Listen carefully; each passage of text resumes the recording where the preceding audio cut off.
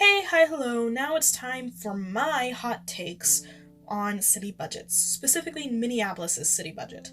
I actually went over my own city's budget as well. I decided against going into a deep dive on it for two reasons. First, the one that I went through was an older one. It was an approved one for 2019. And that has since changed. I haven't gone over the new one completely yet, so I don't feel comfortable um, mentioning my old city budget at this point in time. Second, it's not really needed in this case. Like, yes, I do mention a few things that I took away from my own city budget, but I don't feel like it's necessary to go into the in and outs of that older budget at this point in time. If you disagree with me, I may make a different video going over that. So on June 16th, I made this little teaser post for my feed. And what I said was, I am on page 7 out of 21 on Minneapolis's city budget and had to take a break. On the one hand, theirs is more text heavy, which suits me perfectly. On the other hand, my observations on word choices combined with the content itself has led me to say WTF out loud at least once every 2 minutes for the last 3 pages because holy shit, that is a budget I would write up to justify the backstory for a defecting agent turned vigilante. Not that I've done that before, or actually spend that much time focusing on little details like that in stories I neither finish nor share. Nope, not me. Seriously though, I feel so much anger and disbelief over what I just processed, I need to take a step back so it doesn't color the rest of my reading. Spoiler alert, taking a step back didn't affect how much shit Minneapolis's budget, 2020 pre-approved budget, was. Yeah. I am so angry for Minneapolis right now, especially the Black community there.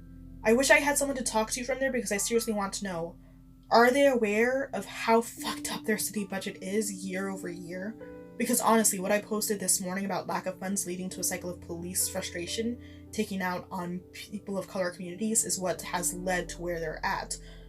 Only funding, frustratingly enough, wasn't the issue. The issue was manpower and how their funding was used. For context, at the end of my analysis of my own city budget that I did earlier that morning, I said that, hey, for our city budget, it doesn't make sense to defund the police, and if we go ahead and do that, then that means that we could be looking at a situation where they become frustrated at people of color communities, and it just will make the situation worse because it will actively take away their resources that they need. But I'm going to put the link for their full 2019 going into 2020 budget, Minneapolis's, just like I did for this post. Continuing on, I started writing out a play-by-play for every wrong move, every paragraph that showed a disregard for truly fixing the racial biases within the police department from a funding standpoint. But I got real bitchy about it real fast and realized I was essentially writing an essay for the first paragraph alone. So I'm just going to sum up my takeaway.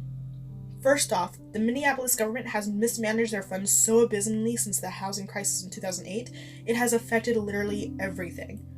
There was a section in the document where the mayor requested every department to summarize why civil investigations seem to be so slow. Every single one of them answered along the same lines. Lack of manpower available and lack of training. Another section outlines the fact that they have cut back on city staffing year after year. Why? So that they could build a damn stadium and develop their downtown area. The start of the document essentially says, yay, now that that's done, we can start focusing on those backed up infrastructure issues. I know there are people in Wichita, where I live, who question the viability of developing our downtown area and feel like we should allocate those funds towards things like homeless outreach programs and such. Imagine literally reducing city staff in order to have it done. Imagine moving funds from departments generating revenue over to the downtown development program in order to offset your expenses on a yearly basis, to the point where the mayor plans to continue doing so. That is what Minneapolis is dealing with. And on top of all that, the majority of the general funds revenue that doesn't go to city planning or housing solutions goes to police. but not to increase personnel or to keep up with nationwide standards. No, that would be silly. Instead, it goes to either weaponizing the police with military gear or funding community-led initiatives that are specifically designed to limit police interaction. There's a link that I'm going to leave below for that as well, because that whole idea blew my mind. The people involved in the program are great, don't get me wrong, but the pitfall of this is that it allows police officers to wash the hands of the communities affected by gang violence. It gives them an excuse to say, those people are only my problem if their people don't keep them in check first. Ultimately, it gives them the power to place the blame right back on the Black communities and other people of color communities' shoulders.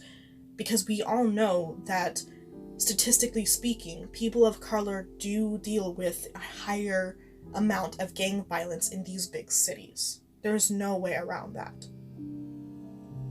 But I can see why these programs became necessary just from my brief glimpse into the Minneapolis budget. It reeks of a police and city government culture that has not only given up on the idea of trying to build trust within people of color communities.